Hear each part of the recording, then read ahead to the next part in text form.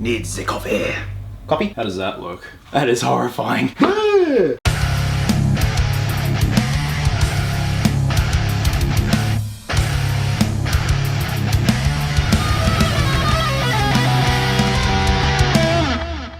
What's happening, my fellow geeks and geekettes? Welcome to a brand new episode of Cosplay Chris, and today we are going to be doing a full costume breakdown and reveal demonstration of my Crow cosplay. Now, this has definitely been a long time coming, and I'm very sorry with the delay in getting this video to you guys, but timing is right now. I'm finally free and kind of just have a bit more time to myself these days. Now, first and foremost, I apologize for any obnoxious background noise coming from next door. We are having duplexes built next door, and that is going to be lasting right up until March next year. So it's been pretty stressful the last couple of weeks, just with noises and everything, and trying to film and trying to get stuff done, and there's nothing else we can do about it. So for the time being, you got to put up with bulldozers, builders going off at each other, probably get into a couple of fights now and then. It's great. So yes, the purpose of this video today is to give you guys a full breakdown of my Crow costume, how I acquired certain pieces, where I acquired certain pieces, and how I made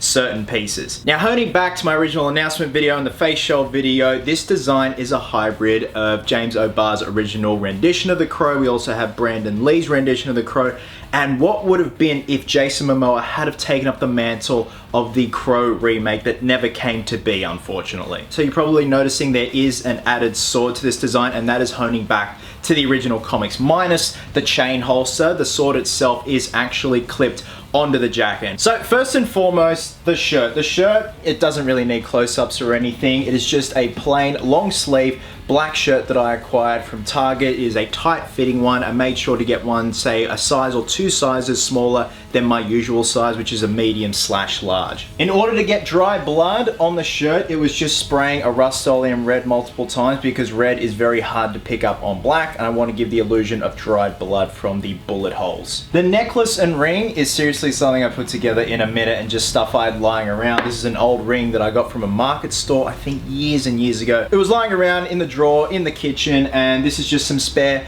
leather string that I had lying around, so it does the job. Now, of course, I'm going to be putting on the Crow makeup after the breakdown of this costume to fully suit up and give you guys a demo. So if you want to see the tutorial on how I did the makeup, I will leave the link in the video description down below. Now, the boots in question are going to be my Doc Martens. I originally bought these bad boys for my Captain Boomerang cosplay, and it was just a money saver and just common sense to utilize these again for the Crow cosplay. They're weathered, they're ready to go. I leave them laced up till about here with the tongue hanging out, much like Brandon's rendition of the Crow and also the comic books.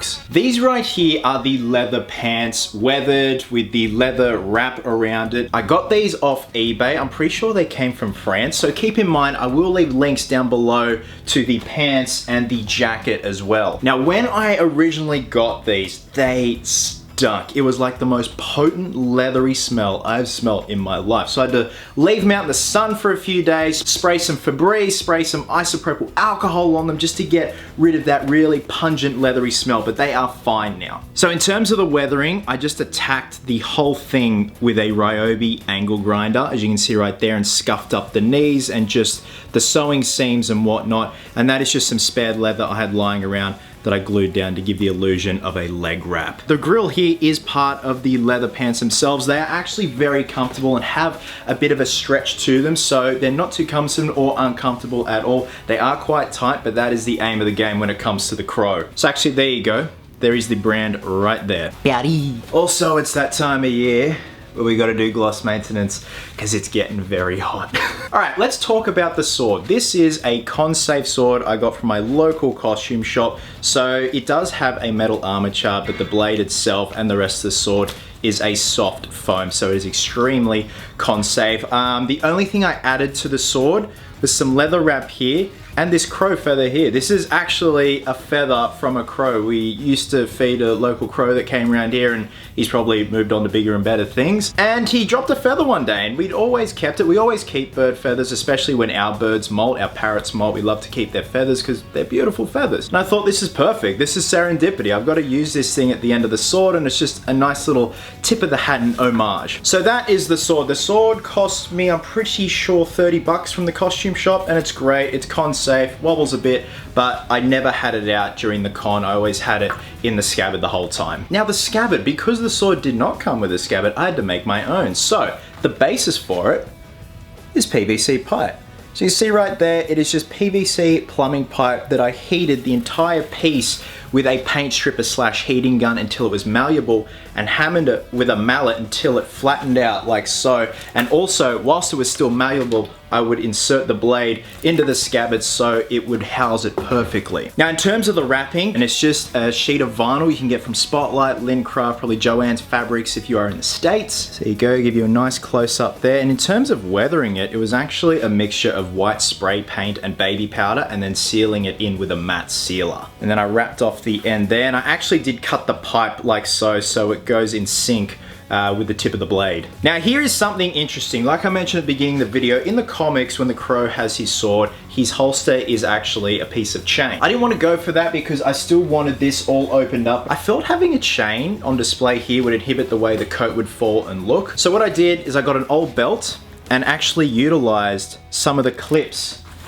that are on the jacket here and ripped some off, because it just makes sense that some clips would be ripped off. So there's a clip here and a clip there. And we have another clip up here that I glued onto the top of the jacket. There actually isn't a clip at the back here, but more so a hole on the belt loops here of the jacket. So it clips on perfectly, it holds up perfectly, and that way you can still get that nice badass spread apart look with the jacket without a chain inhibiting the look of it. So I was very happy the way that the sword and the scabbard all worked out, and it's a nice little throwback to the comics. Alrighty dighty, let's talk about the jacket.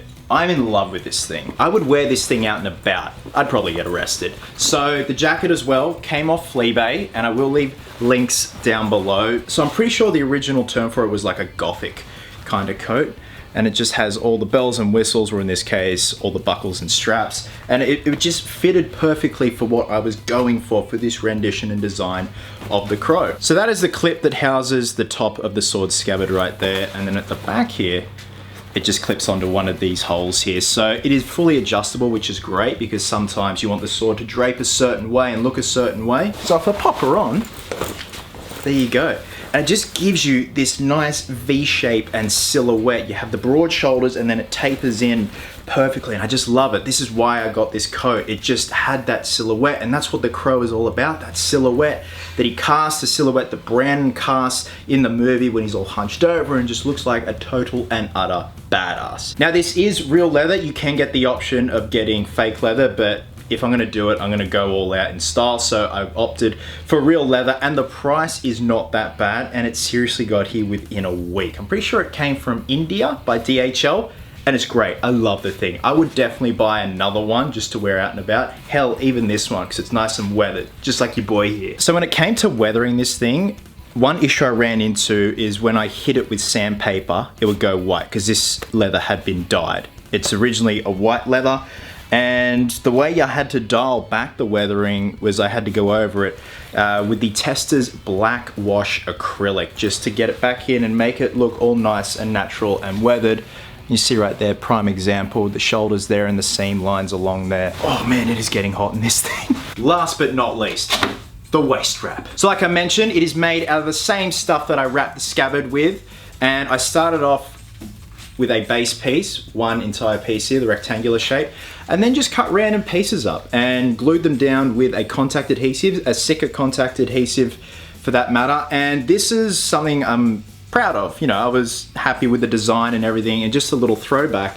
So I do have these little blocks here with letters on them, and it spells out Shelley, his fiance, and another crow feather, and then also some real leather here for the straps, just as a throwback to Brandon's waist strap, as well as the James O'Barr rendition where it has the kind of X going through it. Now I do actually have to do some maintenance on this bad boy. It has seen a bit of wear and tear. As you can see, it's lifting in certain places. It's funny, the Sikaflex is very touch and go with this vinyl stuff. It loves some parts of it, and other parts it'll lift right off. So might be a matter of just stripping the whole thing back, giving it a sand, and maybe finding another contact adhesive that works 100%. So like I said, it just works by Velcro, and I'm not really worried or fussed about the back of it or the look of the back of it because it is predominantly covered by the jacket for the most part.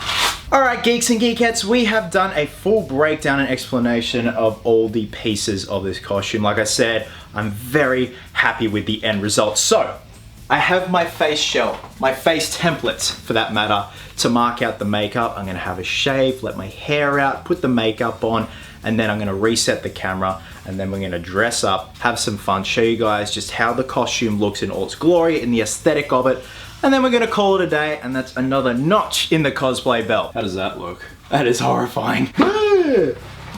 So this is pretty much the basis for the costume minus the other accessories and the coat. Like I said, I had to get these leather pants one size or two sizes smaller, so they are very tight and very constricting, but that is the aim of the game when it comes to cosplaying as the Crow. So they actually are comfy despite being quite tight. You know, you can do a proper crouch down, but once you have the waist strap on, it does kind of inhibit your ability to kind of sit down properly and fully relax. You kind of have to keep yourself propped upright. Now, one added thing on the shirt is I put some thumb holes through them. Now, they kind of look a bit goofy now without the jacket, but once the jacket's on, I do thread my thumbs through these holes. I don't know, it's just another nice throwback to the original design of Brandon's Crow and also James O'Barr's Crow. So in terms of the makeup, I tried to go for a bit more subtlety this time around and not such a harsh clown white makeup, something that's more blended into the skin as if he's been wearing it for quite some time. And of course we have the bullet shell piece there in the hair. So with that being said, let's throw on the rest of the costume.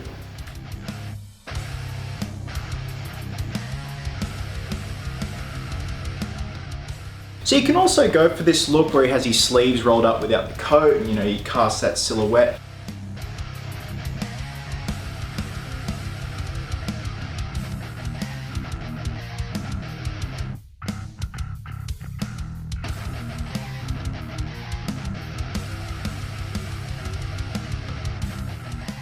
And the piece de resistance is the jacket. So I pre-attached the sword onto the jacket itself, and it's just a little bit of fiddling about, but other than that, easy done. They pull down the top with the thumb pieces. And there you go.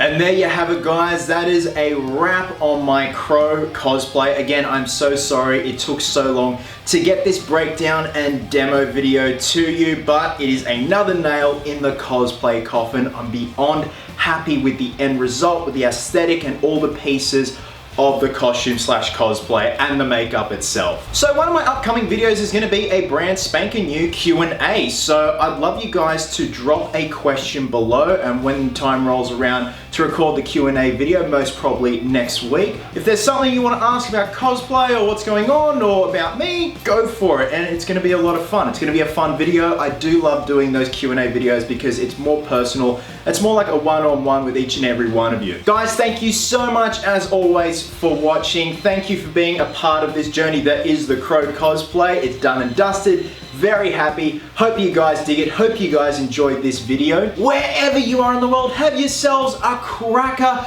of a day. I hope you're well. Hope you're happy. Be merry, be silly. And until next time, geeks, please always remember, cosplayers do it best.